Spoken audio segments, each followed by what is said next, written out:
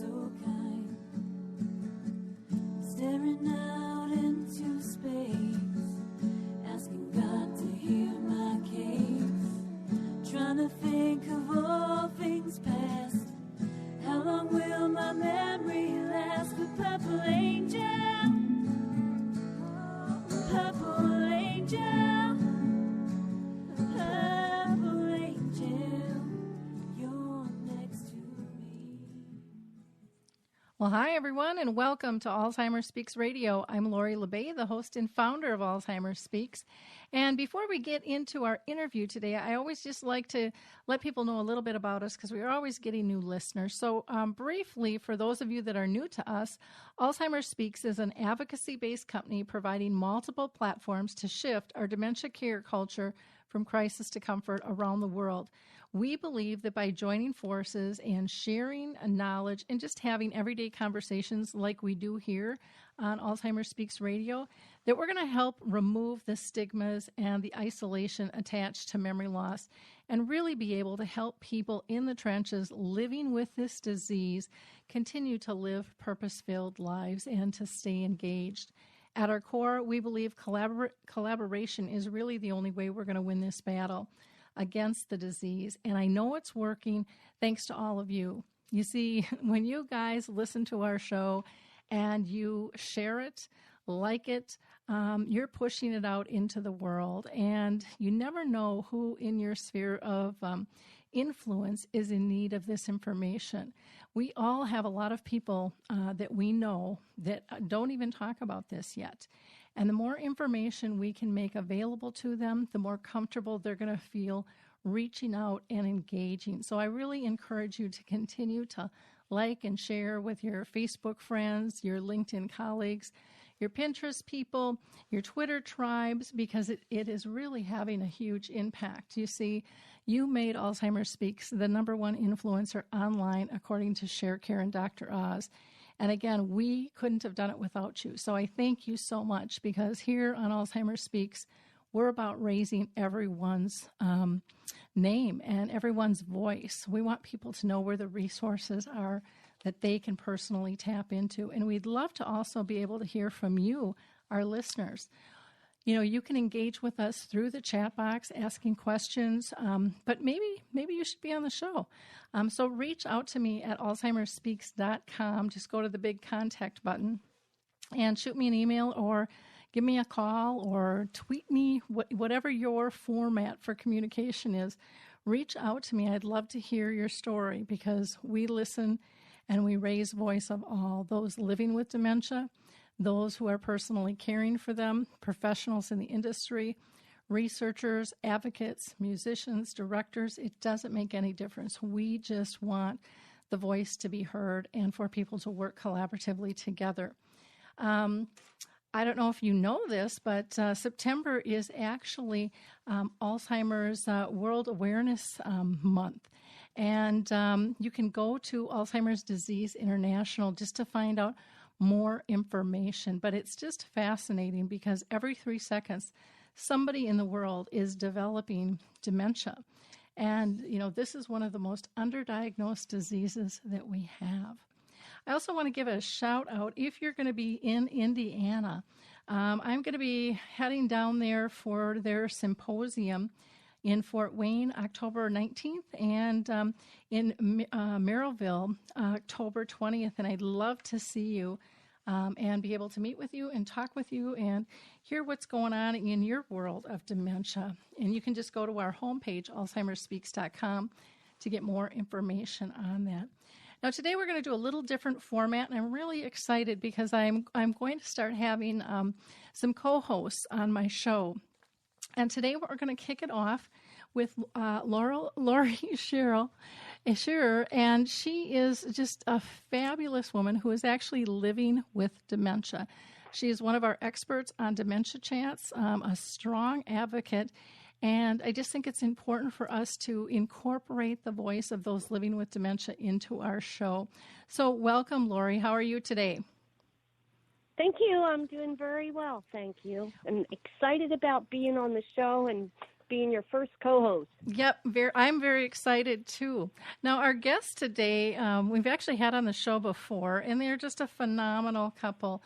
Deborah Shouse and Ron Zoglin are former family caregivers, and they're Alzheimer's advocates, writers, and performers, and their passion for helping people is truly a gift, and it blesses many care partners on their journey. For those of you that have not heard of them, Deborah is the author of Love in the Land of Dementia, and which is just a fabulous book. And now she's got a new one out called Connecting in the Land of Dementia, Creative Activities to Explore Together. Deborah, how are you today? Lori, I am just delighted to be here with both of you, and today is an exciting day because it's the actual publication date of the book. Very cool, very cool. and Ron's your sidekick here, and he is a professional storyteller who has performed for businesses and universities, both national and international conferences. And the two of these two together are just kind of a little powerhouse here. The two of them, initially self-published her first book, The Love in the Land of Dementia, Finding Hope in the Caregiver's Journey. And they used that book really as a catalyst to raise more than $80,000 for dementia programs, which is just, fabulous. And now it's really exciting to hear that Central Recovery Press has now published and updated that version as well. So congratulations. What a feat. Well, thank you very much. You were talking about, sharing your stories and people talking about this issue. We received so much support from our local Alzheimer's Association. When I wrote this book, I really wanted to give back in some way. And sharing the stories from this book, Ron and I together, was just a meaningful way to give back. That's wonderful. So, Ron, how are you doing today? I want to make sure Doing well. Thank you for asking. Hello, Lori and Lori. Well, good. Well, let's get started with our questions here. And I'm going to throw this first one to Deborah, and then Ron, I'll have you kick in anything you want to add. But what inspired you to write this book, this current one, Connecting in the Land of Dementia? Well, it's interesting. I felt that being a care partner with somebody who is living with dementia was such a creative and spiritual journey. I knew I wanted to write something about creativity, but I couldn't figure out exactly what. Ron and I were screeners for the Kansas City Film Festival, and we got to screen the documentary Alive Inside, which is the story of Dan Cohen's Music and Memory program. When we saw this film, we got so excited. We helped bring it to Kansas City. We invited everyone in our Alzheimer's Association to come. And I thought, I want to write about this man, Dan Cohen. And so I pitched a magazine for a story about Dan Cohen. And the magazine said, well, that's interesting, but what else are people doing to help those who are living with dementia stay connected? I didn't know the answer to that, and I started researching, and this world opened up to me. And little by little, I realized this is what I wanted to write about. And so this book, Laura, you were mentioning collaboration earlier. This book is a true collaboration between myself and Ron and dozens of experts of all kinds around the globe who are doing creative work through expressive arts with people who are living with dementia and with their care partners. And what I love about this is these, quote, activities, these meaningful activities, are benefit whoever does them. They benefit both people. So it's really something to share together, whether you're a family care partner or professional care partner or a friend. Wonderful. Ron, how about you? What do you have anything to add to that in terms of what inspired you guys to go forward with the book? I totally on board with Deborah. That watching that film Alive Inside was just so inspirational. And what has been really thrilling for us as Deborah has uncovered these new innovators from all over the world, is it has given such a spark to our lives to be able to find some things that are so hopeful in the field of Alzheimer's and dementia, which, while we're waiting for the cure, this is an amazing way for all of us to find new ways to connect. Well, that's fantastic. Can you tell us, and I'm going to go to Deborah again, what kinds of people did you reach out to, and how did you find, the different experts to interview? Because you have a ton of them in your book. I do. And, this was interesting because I decided whoever gave me advice, I was going to listen. So it was a very intuitive, organic process. So you were one of the people who helped me. And, in fact, I want to mention you have a beautiful contribution in the book, which I deeply appreciate. And so each person, when I talk to, I ask, who else should I be talking to? I knew of John Killig in England because he had been here, and he was a great source for me in the UK and Europe. And I just followed through on every single person, and then some people I just found through looking at the Internet. So it was so rich. What I loved is that the creativity, the compassion, and the brilliance of each person I interviewed was contagious. And I would get off the phone and go, oh, I can't wait to share this with other people. And what they helped me do was to take the work that they are doing. Some are doing poetry, some are doing storytelling, some are doing cooking activities, and put it in bite-sized pieces so that any of us can do this together with friends, family, and people who are living with dementia. Oh, that's absolutely wonderful. Go ahead, Ron. Yeah, the thing I like best about these, you can almost turn to any page of the book, and it is so easy to find something that you can just do immediately.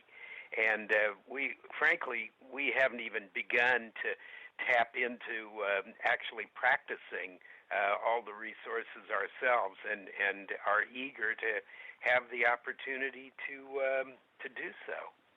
Well, that's wonderful. Lori, I don't know if you're familiar with their first book at all, let alone their second.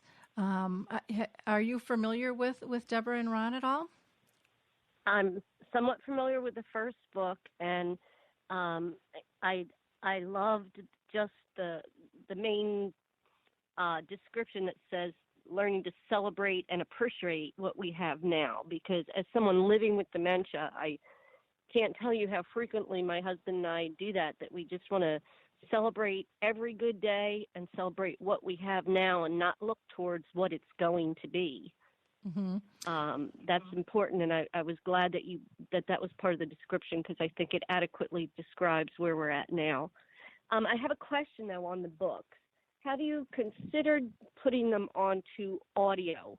And I'll tell you the reason I ask that is that many of us with dementia find it very difficult to read anymore. I get to page 2, and I don't remember what was on page 1, so I have to go back again. Is putting books on audio something that you would think about? Well, I'm thrilled you asked that question, because our publisher is actually doing this. They're having an audio version. I know, and I am so excited about it. And so, and the other cool thing about the book is you can just read these. Each chapter is very short. Each section that describes an activity is short. So it's something really fun to do together where you don't have to read through the whole book. But I agree. And Lori, I wanted to comment on your beautiful statement about celebrating every moment. I had said earlier what a spiritual and creative journey I thought this whole dementia journey is. And I think that is one of the things we all want to be doing. is that, none of us know what's going to happen next. And your idea about living with gratitude and noticing what's good, that was part of what really inspired me with my mom, with making that commitment to do that. And as you said with your husband, for me, that enriches life so much. I can't remember it every moment, but when I do remember it, when I am living that way, it's such a rich and deep and meaningful way to be living. So thank you for that comment. Well, that's wonderful, and it's great that your publisher is aware of the importance of audiobooks too, and the power behind them. I think that's fabulous. Ron, you were going to make a comment? I was just thinking, going to comment that Deborah and I regularly go on just walks together, and one of the things we invariably do, or we call them our gratitudes, where we just literally go back and forth in tandem like we do in our performances, thinking of all the things that we are grateful for that each day. Oh, that's great. And, walking in gratitude, it just changes the journey so much. It just, there's so much to learn and to be appreciative of instead of kind of, jumping down the rabbit hole. And not that doesn't happen to all of us at some time, but there's just so much joy to be had and to be found and to be created if we choose to live our life in that way, and just knowing that we do have choice, because sometimes I think people forget that there really is choice even in the midst of chronic illness. Absolutely. And Lori, I so appreciate all the things that you've done, Lori. All of your radio shows, your chats, your speaking engagements, because you always give people with dementia a voice, and you always try and go by things that we've said, which is real important. And so you've chosen to help others, and that's a lot of kudos to you. Can I ask Ron a question? Sure. Please. Ron, how do you put your storytelling to use for Alzheimer's? Are you telling stories about Alzheimer's? How do you put your storytelling abilities to work? Well, tell you what, would you like an example? Yes. Deb, can we pick one and Sure. show her? Yeah. I think it's actually easier to show than to describe. Well, let us share a little example from the book that just captured my imagination. This is a story that Claire Craig, who's over in the UK, shared with me, and I totally loved it. It's very short, and to me it's like you can, even if you don't want to leave home, you can still travel. And here is this very short story. Shall we spend the afternoon at the beach? Harry asked his wife, Madeline. A smile lights her face, and she nods. It's a gloomy day in Yorkshire, England, and Madeline, who is living with dementia, has been staring outside all morning. Harry can feel her restlessness and confusion. Let's bring a picnic. Harry says. Lemonade. Madeline says. Yep. Do you want cheese or tuna fish sandwiches? Cheese. Together they go into the kitchen, and Harry makes their lunch. Then he packs up a hamper and leads Madeline to their screened-in porch. The deck chairs are waiting. A bright beach umbrella leans against the wall. He turns on the CD player, and the soothing sound of rolling ocean waves blends in with the backyard bird song. He rubs a little sunscreen on Madeline's hands, the kind she used when they were dating so many years ago. He helps her take off her shoes and pushes over a container of sand. It's warm and dry, and Madeline wiggles her toes in it, though they are miles from the seashore. By using creativity and imagination, they still enjoy the feeling of being at the beach. This was one of those stories. All the stories in the book are true stories. I have changed people's name just for privacy. But when Claire told me this story, it widened my thinking. I had never thought of doing this. And it really, writing this book has really changed my life because it changed the way I look at my environment. And we've made more of a bird watching area for ourselves when we don't want to go into the woods.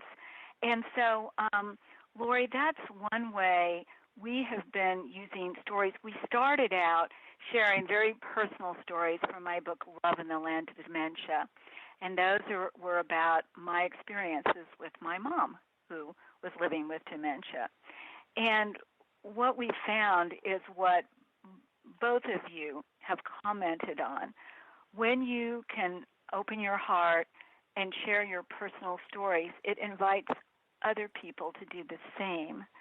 And that lets us talk about things and get rid of stigmas and help people understand the gifts that we can all experience as we are going through this.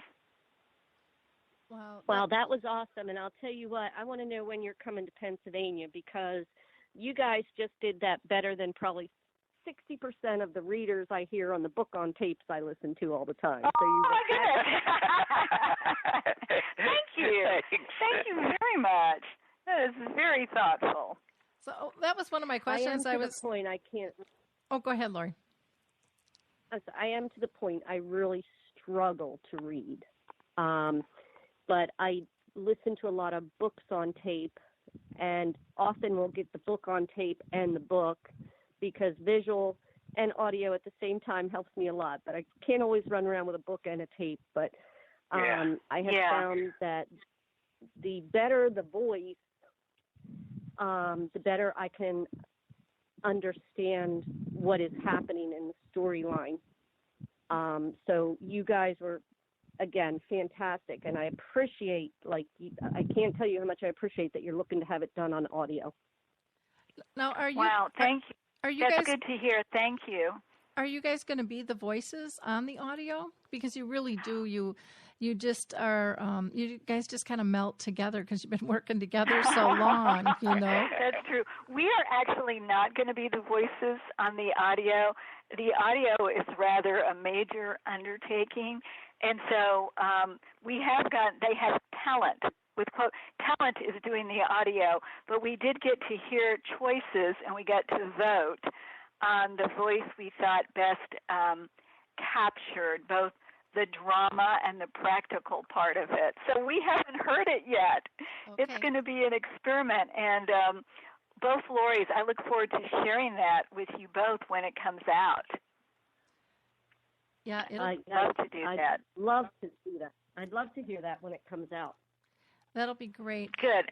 Now, Deborah, when you wrote the book, I would imagine you had a certain audience in mind, and I'm wondering if you wouldn't mind sharing who that is, and has your thought process on that changed since you finished the book? That's a great question. I started writing for just care partners.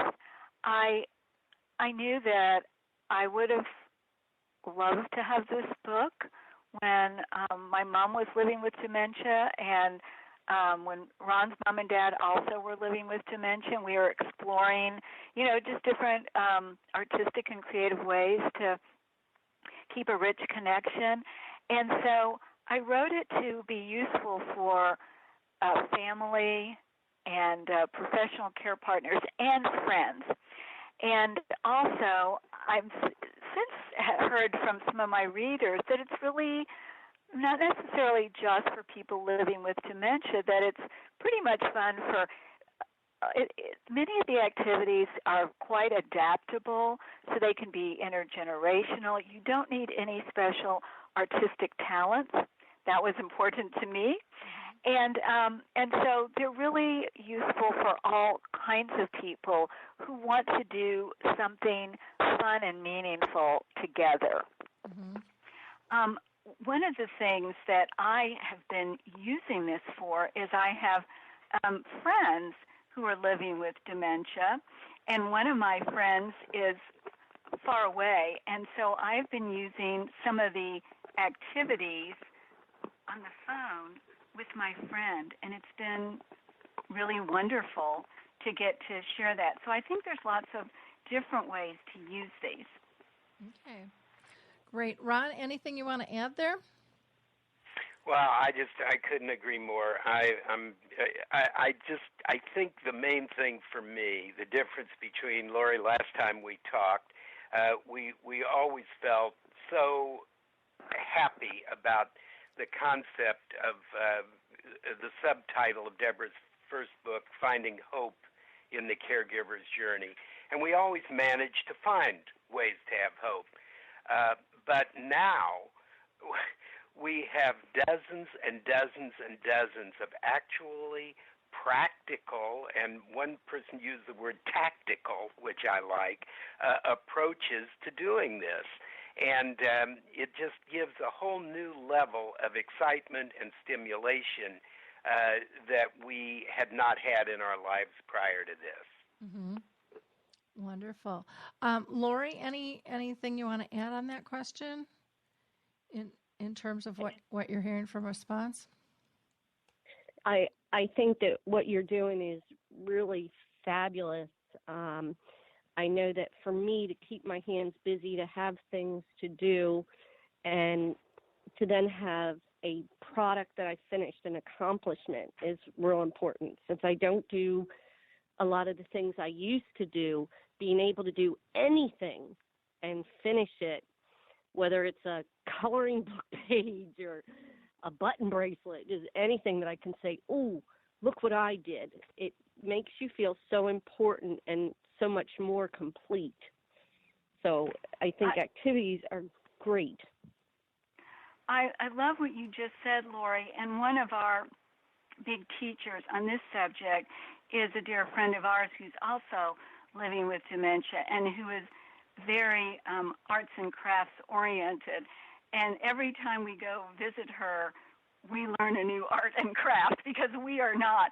And it's been, and one of the things that she's been doing is finding places to give her products to. I really appreciate what you just said about wanting to have a purpose and to feel meaningful. One of the things I knew inside, but it was really brought out by the different people I talked to, and Lori LeBay is definitely one of them, is how much we are all alike no matter what we're going through. We all want to have purpose. We want to have meaning. We want to have relationships. We want to have fun. We want to be learning. And Teepa Snow made a really strong comment. She said people who are living with dementia are often entertained but not engaged. We all want to be engaged. Yes, we want to be entertained sometimes, but it doesn't cut it for the whole day. So thank you for making that comment. And I think it is an important comment where you have something that's tangible, that's doable. I feel the same way myself, where you have something to show for yourself at the end of the day, and I think that gives us all a feeling of pride. I wanted to share with you guys, if you, excuse me, have time for one other short story. Sure. Something that was really fun and that we have started incorporating into our lives.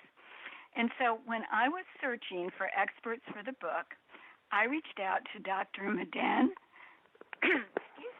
Kataria from Mumbai, India. He is the founder of Laughter Yoga, and he graciously agreed to do a Skype appointment with me. So I was pretty excited about Skyping with this famous doctor, and I prepared very, very carefully for our meeting. I wanted Dr. Kataria to know I was a serious journalist, and I was on a serious mission. So what I want to tell you is that I was so surprised. Within minutes of our conversation, I found myself giggling uncontrollably. Here is what happened. So I started out and I said, Dr. Kataria, what inspired you to create Laughter Yoga? And he said, Before I answer that question, Deborah, do you know the ha-ha chorus? Well, I said, no, Dr. Kataria, I don't. Well, it goes like this. Ha, ha, ha, ha, ha, ha. Sing it with me, Deborah. Ha ha ha ha ha ha ha ha ha ha ha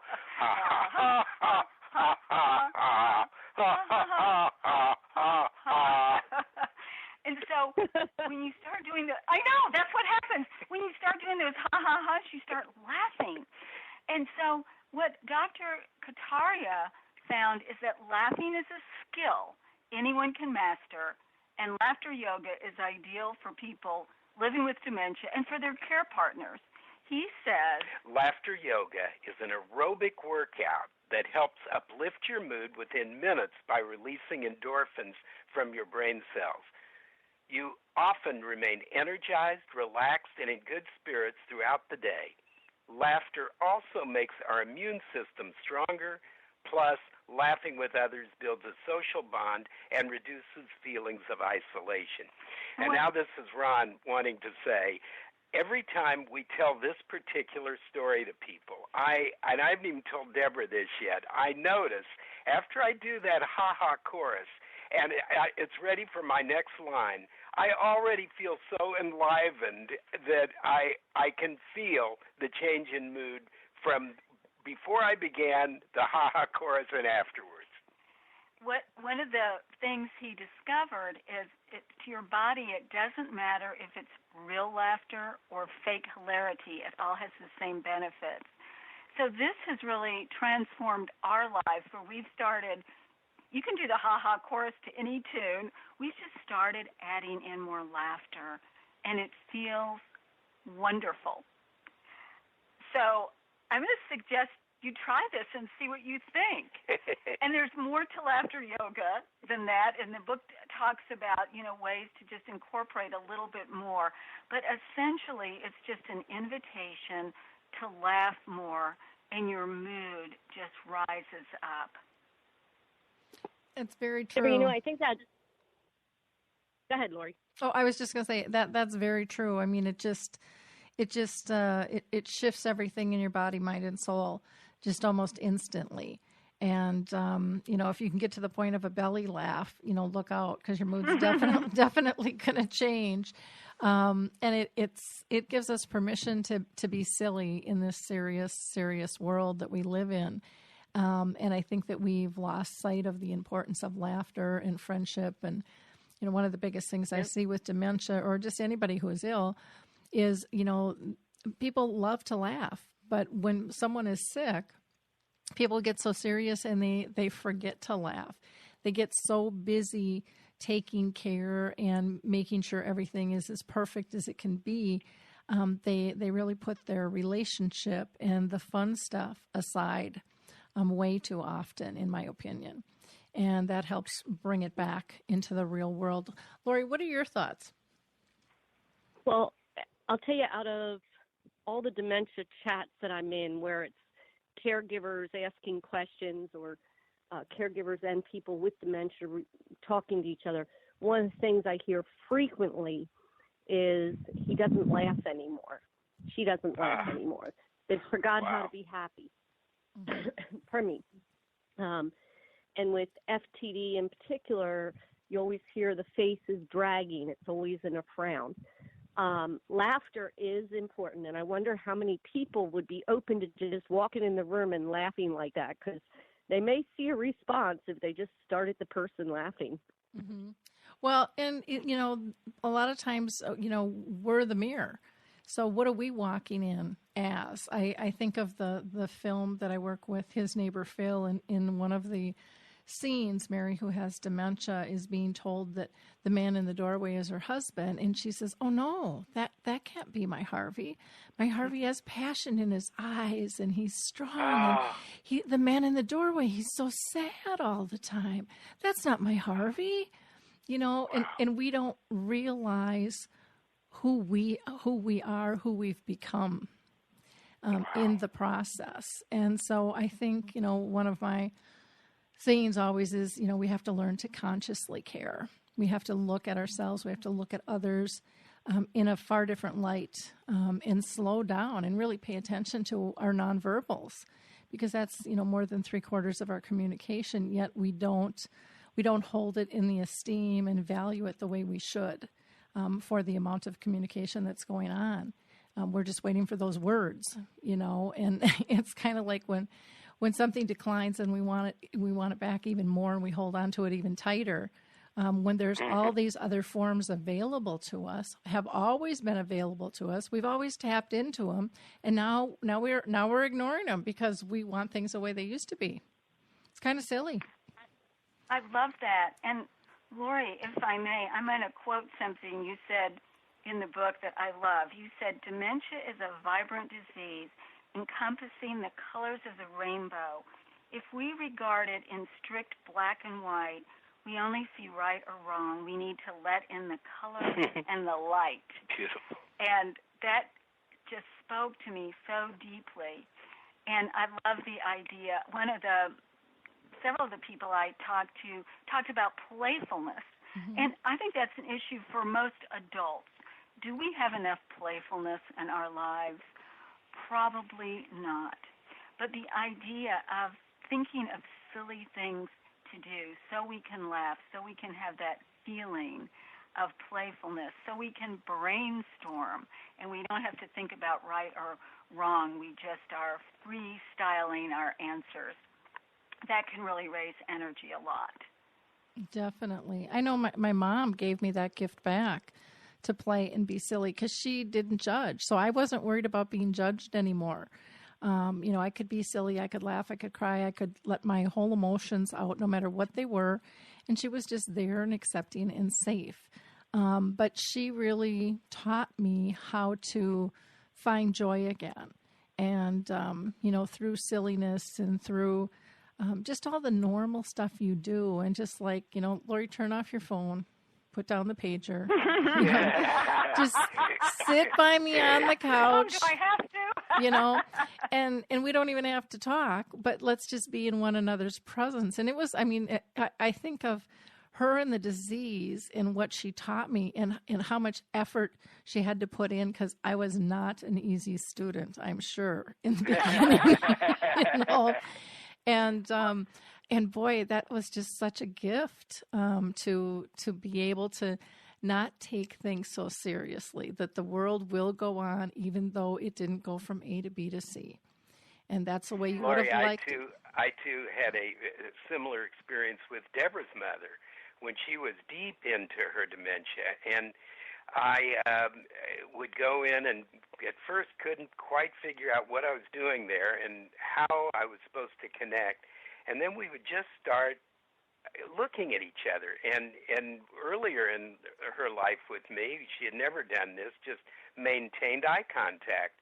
And almost always within a half a minute or so, one of us would start giggling.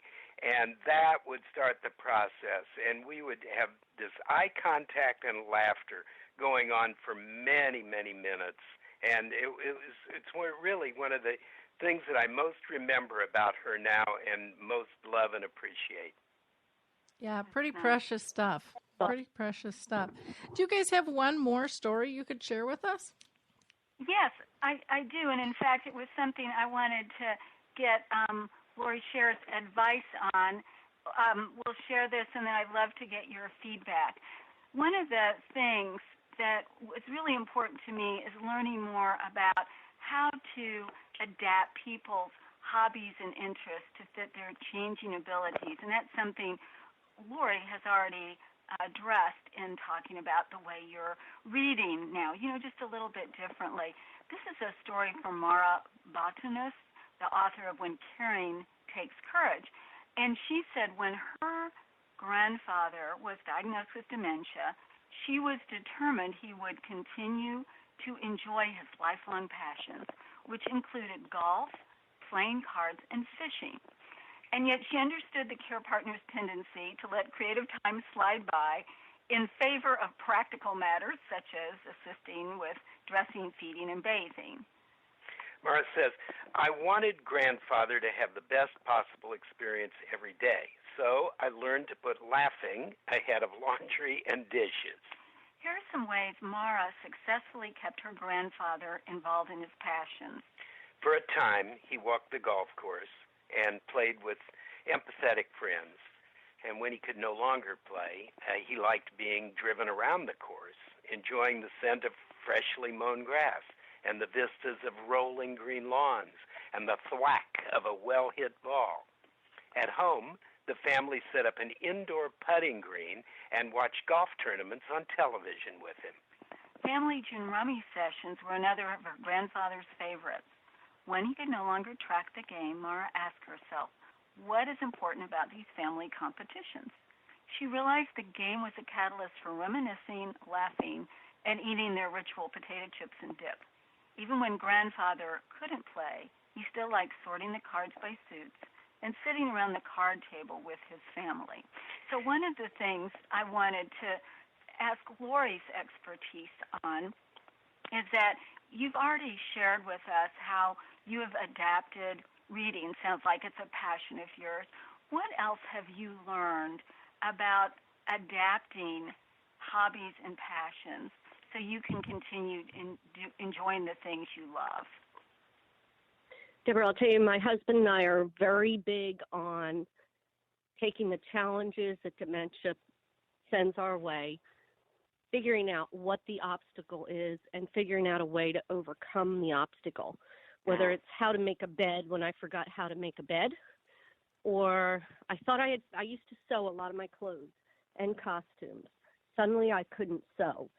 So we set out to figure out why. Well, I found out I can still sew, but only straight lines.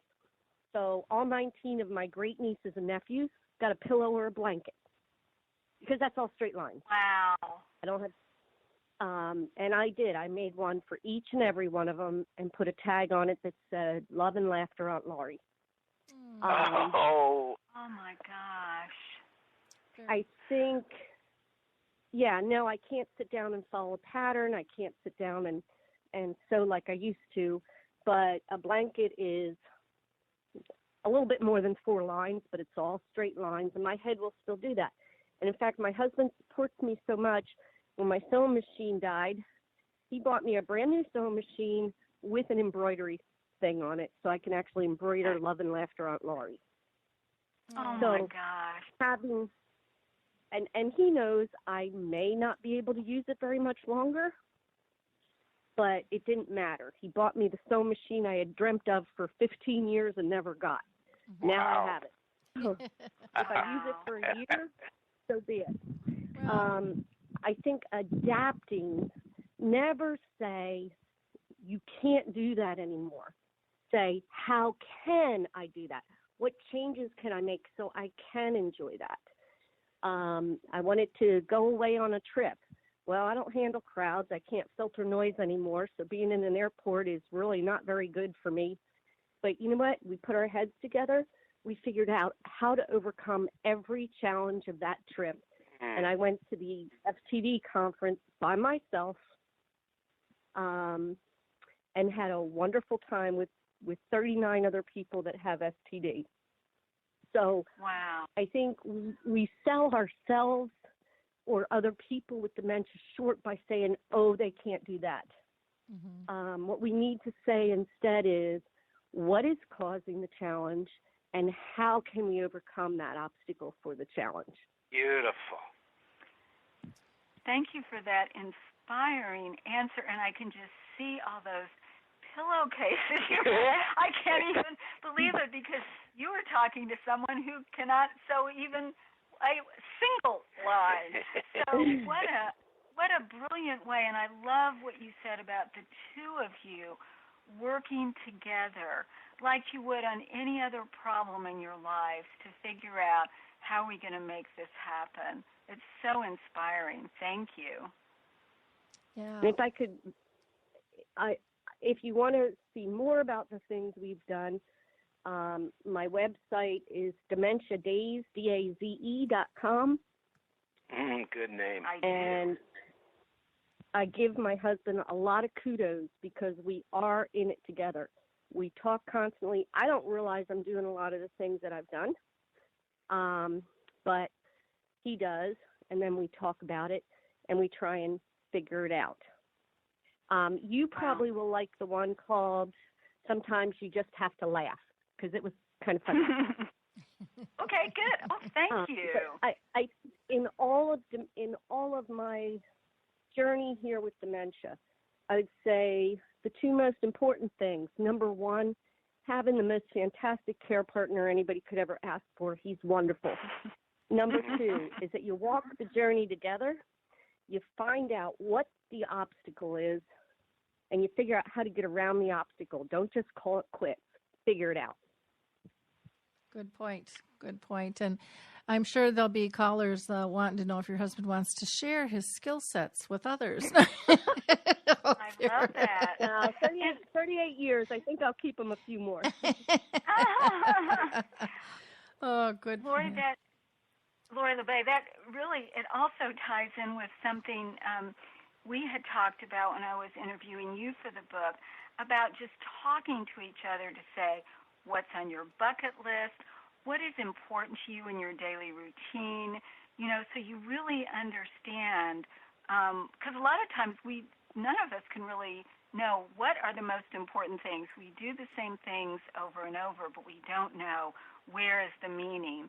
And I love what Lori has just described about finding that meaning in there. If you have time for it, that brings to mind one other story that I just love from the book, and talk about adapting.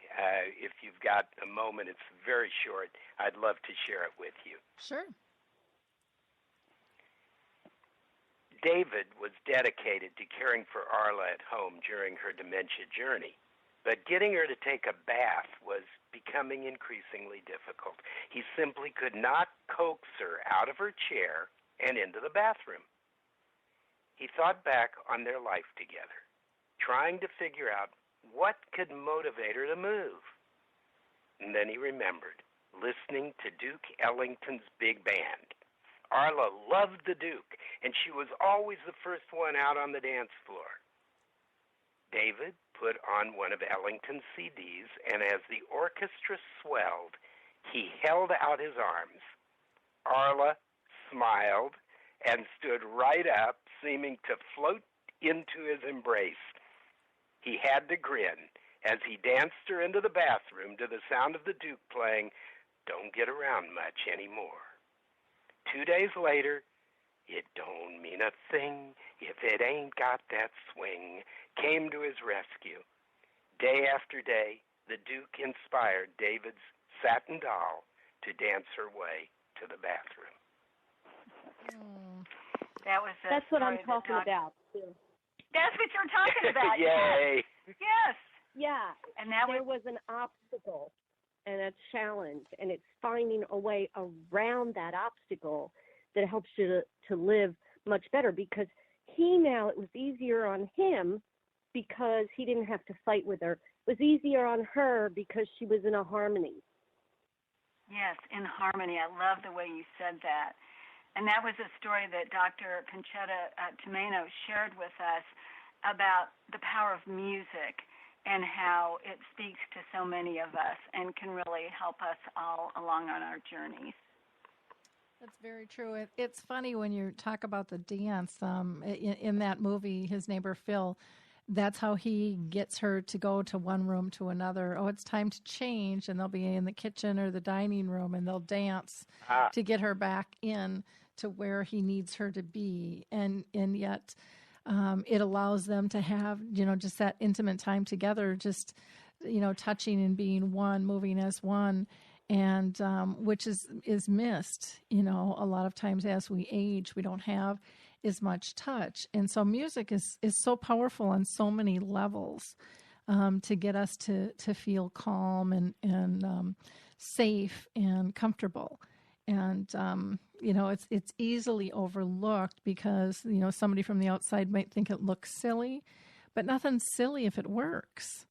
We just have to educate people on why we're doing it. If you feel that need, if you feel uncomfortable, educate people so that they too can utilize that technique instead of being, shamed into, no, we can't do that. That looks silly, or that won't work, or, dementia is a game of trial and error. And, the error is really not to try. Oh, beautiful. Yes. Oh, that is good, Lori. On that. Well, Deborah and Ron, what is the best way for people to get a hold of you? Get a hold Of you. Oh, well, they can visit our blog, which is dementiajourney.org. And every week I share creative ideas from different people around the globe. And in fact, I'm hoping I'm going to call Lori Sher and interview her later for her creative ideas that she started sharing. And so that's an easy way to get in touch with us. And they are also welcome to email us at myinfo, M-Y-I-N as in Nancy, F as in Frank, O, at pobox.com. Wonderful. And Lori, how about you? What is the best way for people to reach you? Dementia Daze, D-A-Z-E, at gmail.com. Wonderful. Well, I thank you Goes all. along with my website. Oh, excuse me. Go ahead, Ron. No, that was Lori, I think. Oh, I'm sorry, Lori. It goes along with my website. My website is dementiadaze.com. My email is dementiadaze at gmail.com. Okay. Great.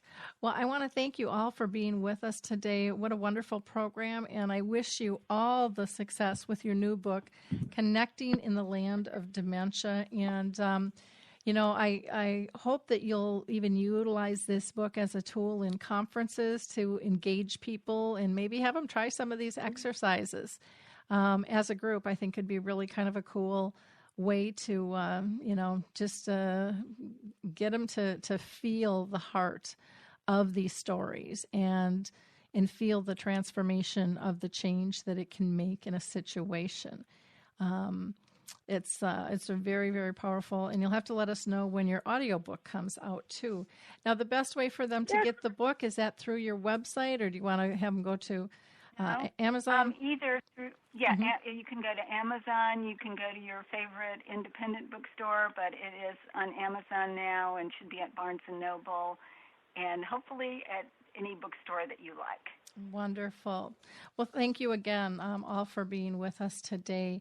Well, thanks to the two of you. It's really a rich experience to get to talk to both of you. We just loved it. Yeah, it was a real pleasure. Well, good. And I was thrilled you shared Mara Botanis's story as well, because she's just one of my favorite peeps in the world, and I just think she does amazing work as well with people with dementia. And her story about her grandfather, I think, was a wonderful one to share out of your books as well.